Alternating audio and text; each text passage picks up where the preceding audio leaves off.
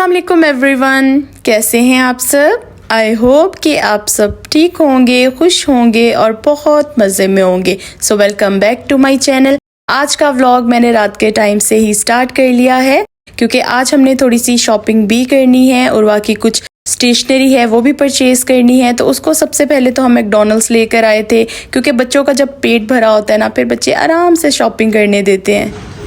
चले वो सारा कुछ हो गया, स्केल और ये ओहो ये क्या किया है, ये ऊपर से खोल जाता है कलर।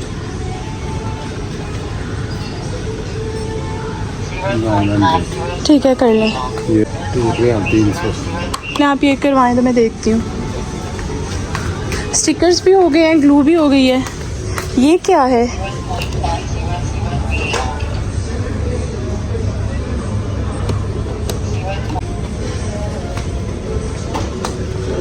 लंच बॉक्स और वाटर बोतल रह गई और लंच बॉक्स।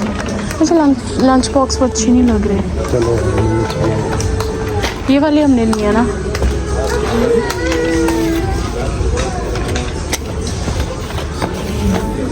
चले यही लिया है। यही लिया।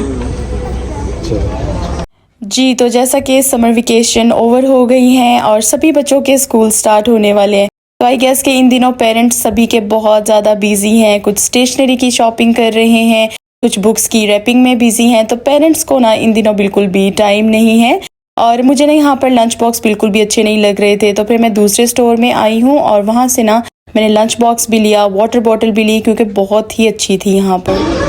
ये वाली अच्छी है।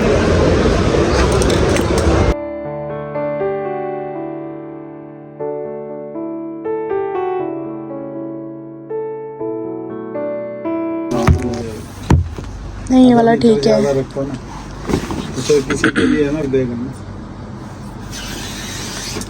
के लिए होगा ना जी।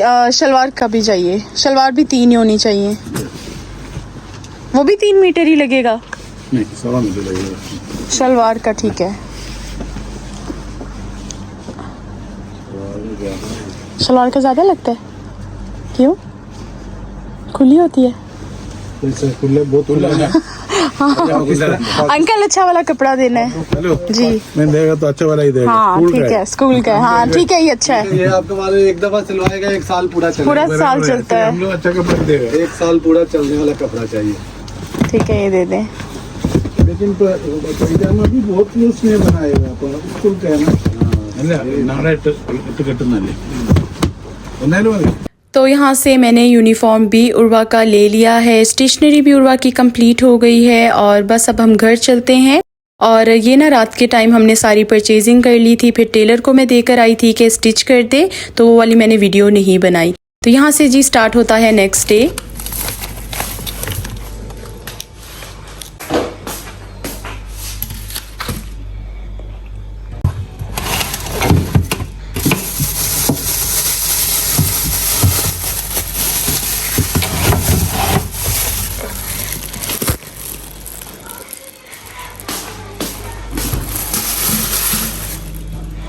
आज मैं बनाने लगी हूँ टिंडे गोश्त और इसकी रेसिपी भी आपके साथ शेयर करूँगी। तो रात को शॉपिंग के बाद मैं इतनी ज़्यादा टायर्ड हो गई थी कि फिर मैं सो गई थी और फिर नेक्स्ट डे मैंने कुकिंग स्टार्ट की है। तो अकेले काम को मैनेज करना ना बहुत ज़्यादा कई दफ़ा मुश्किल हो जाता है और हेक्टिक भी हो जाता है। यहाँ पर ना मैंने एक वीडियो देखी थी कि गार्लिक को ऊपर से प्रेस करो तो ईजीली पील ऑफ हो जाता है। मैंने कहा चलो मैं भी ट्राई करती हूँ और जब मैंने इसको ऊपर से प्रेस किया तो ये नीचे गिर गया।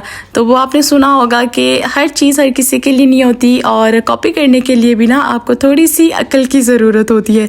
तो यहाँ पर जी मेरा ये ट्रिक फेल हो गया और आज मैं आपके साथ ना सारी वीडियो भी शेयर कर रही हूँ कि किस तरह मैं पील ऑफ करती हूँ चीज़ों को और क्या क्या करती हूँ जब मैंने कुकिंग करनी होती है। तो ये टिंडे इतने मुझे अच्छे लग रहे थे ना, मैं ग्रॉसरी स्टोर गई, मुझे बहुत अच्छे लगे। यहाँ पर वैसे ना अल्हम्दुलिल्लाह हर तरह के वेजिटेबल्स ना इजीली मिल जाते हैं। तो ये इस बार ना ओमानी टिंडे आए हुए थे, तो मैंने सोचा ये लेकर जाती हूँ और कल पका लूँगी। तो अक्सर आपने सुना होगा कि जिनकी आउटर ब्यूटी अच्छी होती है ना, उनकी इनर ब्यूटी बिल्कुल भी अच्छी नहीं होती, यानी कि शक्ल अच्छी हो तो दिल अच्छा नहीं होता।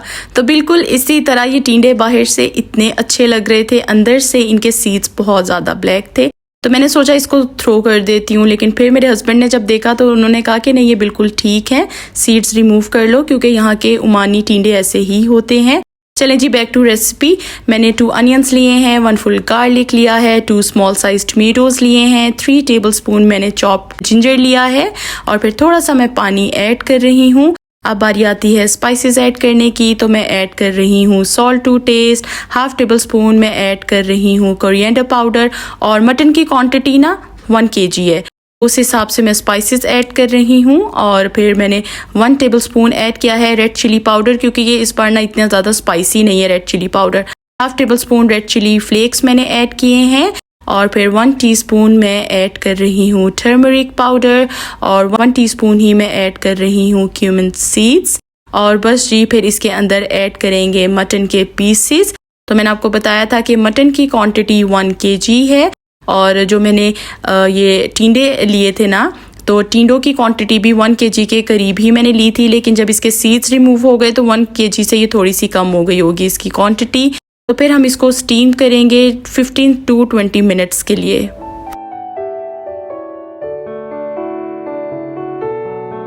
ये देखिए मैंने कितने ज़्यादा सीड्स रिमूव किए हैं और जब मैं इनकी कटिंग कर रही थी मुझे इतना ज़्यादा गुस्सा आ रहा था कि ये मैंने क्यों लिए, क्योंकि इतने ब्लैक सीड्स हैं। लेकिन थैंकफुली हस्बैंड घर पर थे, तो फिर जब उन्होंने चेक किए तो फिर उन्होंने कहा कि ये बिल्कुल ठीक है, बस सीड्स रिमूव कर लो तो ये बहुत अच्छे बनेंगे।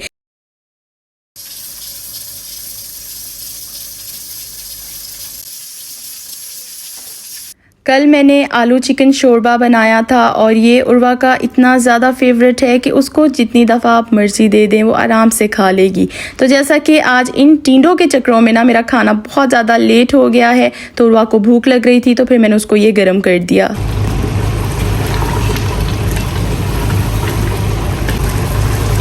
20 मिनट्स के बाद मटन टेंडर हो गया है और फिर मैंने इसकी अच्छी तरह से भुनाई की और भुनाई करने के बाद फिर मैं ऐड कर रही हूँ टिंडे और अब टिंडों की भी मैं अच्छी तरह से भुनाई करूँगी। और भुनाई करने के बाद ना जब ऑयल थोड़ा सा सेपरेट हो जाएगा तो फिर मैं इसको दम पर लगा दूँगी 10 से 15 मिनट्स के लिए। तो वैसे मैंने 15 मिनट्स तक इसको फ्लेम लो करके दम पर रख दिया था और ये इतना अच्छा बन गया था ना, तो माशाल्लाह से बहुत ही अच्छा फ्लेवर आया था। लास्ट में मैंने ऐड किया है 1 टीस्पून गरम मसाला, क्योंकि गरम मसाले का फ्लेवर जब लास्ट में ऐड करो तो बहुत ही अच्छा आता है। और ब्लैक पेपर भी मैंने ऐड किया है 1 टीस्पून लास्ट में, क्योंकि अगर स्टार्टिंग में ऐड करो ना तो सालन का कलर थोड़ा सा ब्लैक हो जाता है। फिर मैं ऐड कर रही हूँ ग्रीन कोरिएंडर लीव्स और ग्रीन चिलीज़, क्योंकि ग्रीन कोरिएंडर लीव्स जब ऐड करो तो सालन का कलर बहुत ही अच्छा हो जाता है। तो ये देखें जी मज़ेदार से टिंडे गोश्त रेडी हो गए हैं। इस रेसिपी को ज़रूर ट्राई कीजिएगा। आज का डे इतना ज़्यादा बिजी है कि मैं आपको क्या बताऊं, क्योंकि किचन क्वींस के साथ हम लोग होम क्वींस भी हैं। घर के काम भी हमने करने होते हैं, बाहर के काम भी हमने मैनेज करने होते हैं और हम सब इजीली हर चीज़ मैनेज कर लेती हैं। इसीलिए तो हमें किचन क्वींस और होम क्वींस कहा जाता है। और जैसा कि आपने वीडियो के स्टार्ट में देखा था कि मैंने सारी शॉपिंग की थी स्टेशनरी की, तो मैंने बुक्स को पहले ही एडिसिव शीट के साथ कवर कर लिया था, लेकिन मेरे पास नेम स्टिकर्स नहीं थे। वैसे मैं लेकर आई हुई थी फुल पैकेट, लेकिन समर वेकेशन में ना इन बच्चों ने इतना ज़्यादा यूज़ किया ना इन चीज़ों को, तो पुरानी सारी चीज़ें यूज़ कर ली हैं। तो इसी तरह उर्वा ने भी ना ये सारे स्टिकर्स यूज़ कर करके फ़िनिश कर लिए थे।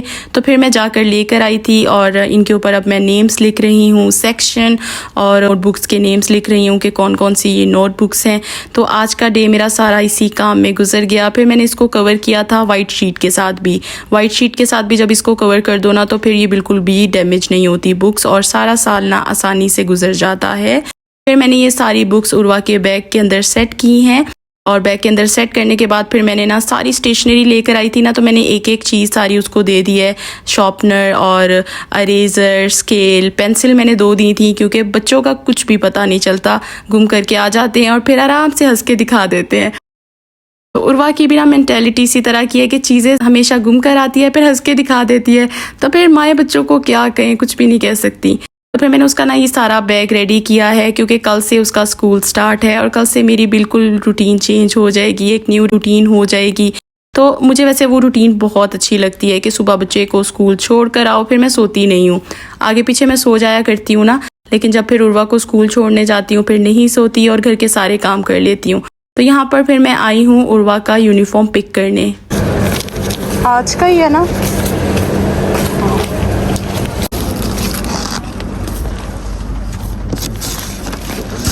Uniform is ready.